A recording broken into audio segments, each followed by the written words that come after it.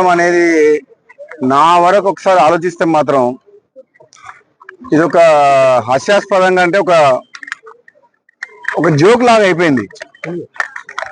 కేసీఆర్ బిడ్డ ఒక ఉద్యమకారుని డాటరు తెలంగాణ రాష్ట్రం ఏర్పాటులో కీలక పాత్ర పోషించిన కేసీఆర్ బిడ్డ అయ్యుండి ఈ రోజు వరకు వాళ్ళ కుటుంబానికి కేసీఆర్ కవితకైనా హరీష్ రావుకైనా కేటీఆర్ కైనా వాళ్ళందరికీ ఎవరి ద్వారా గుర్తింపు వచ్చింది? కేసీఆర్ ద్వారా. కేసీఆర్ లేకుండా కవిత ఎక్కడుంది?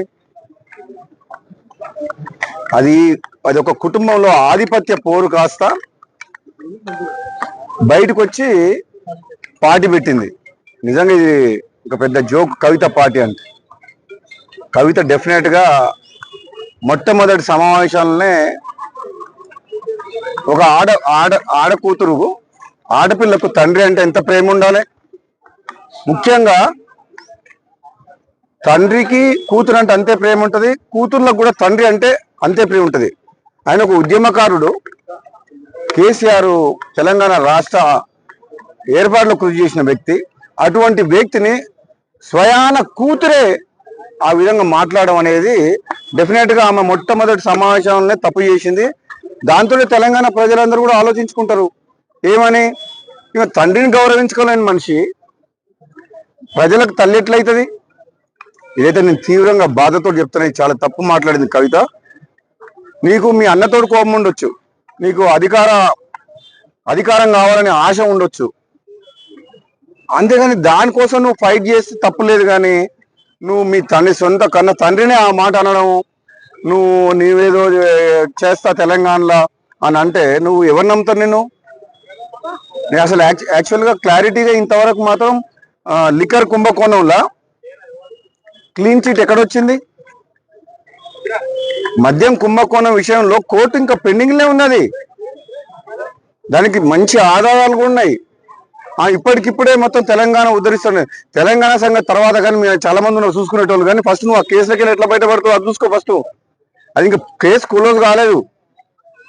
నిజంగా ఈ రాజకీయ పార్టీ పెట్టడం అంటే అంతకుముందు గతంలో ఒకసారి కేసీఆర్ అన్నట్టు పార్టీ పెట్టడం అంటే పాండవ పెట్టినట్టు అయిపోయింది. దగ్గర పైసలు ఉన్నాయని చెప్పి కొంతమందిని తీసుకుపోయి ఒక ఫంక్షన్ హాల్ తీసుకొని నీకు సోషల్ మీడియాలో చేసుకొని పార్టీ డిక్లేర్ చేసి పడేసింది. అది కూడా పోయిపోయి తెలంగాణ రాష్ట్ర సేన టీఆర్ఎస్ అంట. ఎంత తెలివిగా ఆ పేరును వాడుకొని ఏదో కొన్ని సీట్లు మాట్లాడుకొని మళ్ళీ రేపొద్దున ఏదైనా గెలిచి రాజకీయ లబ్ధి కోసం ప్రయత్నం చేసిన తప్పితే కవిత వల్ల ఏమి ఊరు లేవదు, ఏమంటారు ఇంకా ఊరు లేవదు, పీరు కాలేదు. నాకు తెలిసినంత వరకు అయితే ఆమె స్వయంగా కూడా గెలవదు. ఆమె పార్టీ సంగతి వదిలిపెట్టు, సొంతంగా ఆమె పోటీ చేసిన నియోజకవర్గంలో కూడా డిపాజిట్ కూడా రాదు కవితకు. ఎందుకంటే ఆ మర్యాద పోగొట్టుకుంది. ఫస్ట్ మీటింగ్ లో తండ్రిని కేసీఆర్ లాంటి వ్యక్తిని తిట్టి ఆమె ఉన్న మర్యాద పోగొట్టుకుంది. ఒకరిద్దరు మంత్రివర్గాలకి చూద్దాం అది రాష్ట్ర కాంగ్రెస్ పార్టీ అధిష్టానం ఏ నిర్ణయం తీసుకుంటుందో. గతంలో నాకు కాంగ్రెస్ పార్టీ హామీ ఇచ్చింది కాబట్టి ఒకవేళ అవకాశం వస్తే కాంగ్రెస్ పార్టీ అధిష్టానం ఇస్తే తప్పకుండా ఈ ప్రాంత ప్రజలకు, మునుగోడు నియోజకవర్గ ప్రజలకు, తెలంగాణ రాష్ట్ర ప్రజలకు నిజాయితీగా రాహుల్ గాంధీ గారి నాయకత్వంలో, ముఖ్యమంత్రి రేవంత్ రెడ్డి గారి నాయకత్వంలో ఈ ప్రాంత అభివృద్ధికి, పార్టీ కొరకు, ప్రభుత్వకు మంచి పేరు తెచ్చే విధంగా ఈ ప్రజల కోసం పనిచేస్తా. నాకు కూడా నమ్మకం ఉంది. తప్పకుండా కాంగ్రెస్ పార్టీ అధిష్టానం ఇచ్చిన మాట నిలుపుకుంటుందని నాకు పూర్తి విశ్వాసం ఉంది. ఈ 5 రాష్ట్రాల ఎన్నికలు అయిపోయిన తర్వాత నాకు కూడా అనిపిస్తుంది తప్పకుండా మంత్రివర్గ విస్తరణ జరిగితే అధిష్టానం నా విషయంలో తప్పకుండా సీరియస్ గా ఆలోచించి నిర్ణయం తీసుకుంటుందని చెప్పి నేను అనుకుంటున్నాను.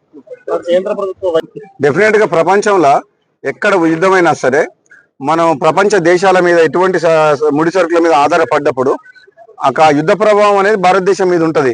కాబట్టి డెఫినెట్ గా మనకు ఇప్పుడు డీజిల్ కొరత, పెట్రోల్ కొరత ఉన్నది.